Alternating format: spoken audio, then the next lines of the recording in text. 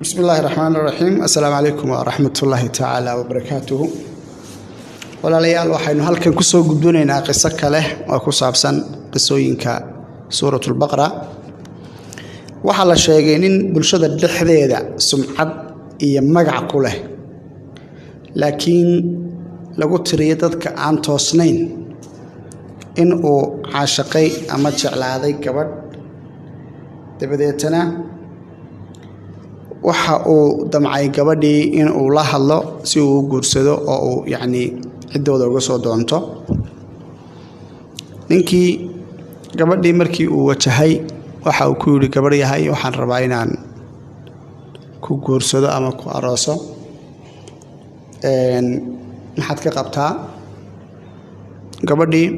waxa ay ninkii ugu jawaabtay anigu ma rabo nin magac leh iyo nin maal leh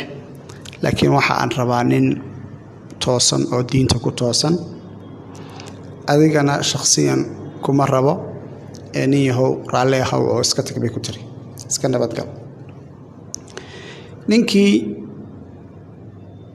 waxa uu qaadan waayey gabadhan sida ay u diiday isaga oo store bidaya ama isbidaya nin magac iyo dhaqaale iyo wixii dad lagu raaci jiray haysta arintiina waxay noqotay mid ka daadigi weyday aadna uu dhibsaday shaydaankii waxa uu qurxiyay gabadhaas inuu ka aarsado oo dariiqii uu ku heli karaba ama dariiq kastaba ha u maray gabadhaas inuu gacanta uu ku dhigo oo uu guursado shaydaankii wuxuu u sawiray markaa in uu u tago kuwa saaxiriinta ah waxa uu u tagay nin saaxira waxaanu u bandhigay arrinkii uu doonayay saaxirkii waxba uu fahmi waayey waxaanu ku yiri niyahow hawshaadaasi hadda waxba kama qaban karo balse berri igu soo laabo waxaad igu iman doontaa hawshaada oo dhammaystiran maalintii xigtay ayuu ninkii u laabtay ninkii saaxirka ahaana wuxuu ninkii ugu jawaabay niyahow gabadhaasi anigu waxba kama qaban karo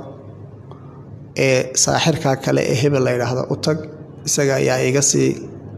khibrad badan ninkiiba u tagay damaciisii shaydaannimada ahaa iyo warkiisii sharka ahaa buu u sheegay saaxirkuna waa inta uu rabay waxa uu isku dayay inuu wax u sameeyo laakiin waxa uu ku yiri waxba kama qaban karo hawsha waqti xaadirkan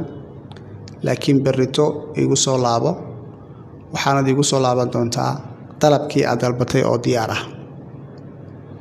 ninkii sidii ayaa uu ku tagay isagoo lacagtana u kordhiyay ninkan dambe saaxirka ah isagoo isle yuusan kugu noqon sidii kii hore nasiib darro xaggiisa marka la eega nasiib darro waxa uu la kulmay nasiib darro ka sii darantii hore waxaanu ninkii ku yidhi niyahow gabadhaas waxba kama qaban karo waxaad samaysaa u tag saaxir hebelkaa kale oo allaahuma salli calaa maxamed kii annaga sixirkabana baray isaga ayaa noogu xariifsan oo wax kuu qaban kara kiibuu u tegey lacagtiina waa uu sii 3 jibaaray kiina waxa uu ku yidhi wakhtigan waxba kuuma qaban karo ee igu soo noqo haddana mar kale ayuu celiyey maalintii kale ayaa waxa uu ku yidhi nin yahow dhegayso gabadhaas in aad hesho waxa kaaga dhow adigoo xidigaha mid ka mid ah calaamadsada oo xidigaha taga ninkii aad ayuu u yaabay waxaanu yidhi maxaad uga jeedaa waxaanu ku yidhi niyahow gabadhan waxaan u diray jinka xataa kiisa ugu halista badan waxna waa laga qaban kari waayey suurtagalna maaha in wax laga qabto gabadhan waa gabadh ku toosan diinteeda sidoo kalena qur-aanka akhrisata waxaana u sii dheer habeenkii marka ay seexanayso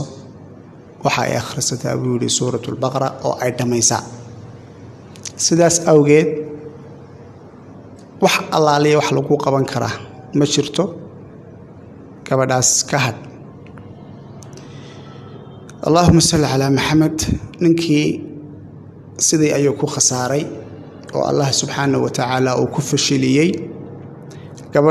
gabadhiina miskiinta ahayd sidaasuu ilaahay subxaanahu wa tacaala uu ku badbaadiyey uu kaga badbaadiyey dulmigii daalimiinta isku bahaystay waxaanu Allah subxaanahu wa tacaala uu sabab uga dhigay suuratu baqara oo ay barakadii nabigu calayhi salaatu wasalaam inuugu sheegay ay ka heshay oo ayaduna ahayd mid daa'inta oo akhrida walaalayaal waxaan isku dhiirigelinaynaa in Allah subxaanahu wa tacaala aynu ka cabsano cibaadada ilaahay subxaanahu wa tacaala aynu badsano qur'aanka aynu akhrisano suuratu baqara aynu joogtayno adkaaraha kale ee aynu akhrisanana aynu xooga saarno oo aynu ka dheeraano hadallada maalayacniga ah doodaha madhalayska ah iyo waxyaabaha kale ee waqti lumiska ah ee bulshada inta badan waqtiga ka lumiya tan iyo intaynu barnaamij kale isugu imanayno astawdicukum allah alladii laa tudiicu wadaa'icahu fi amaan illah wasalaamu calaykum ورحمة الله تعالى وبركاته اللهم صل على محمد وعلى آل محمد كما صليت على إبراهيم وعلى آل إبراهيم إنك حميد مجيد اللهم بارك على محمد وعلى آل محمد كما باركت على إبراهيم وعلى آل إبراهيم إنك حميد مجيد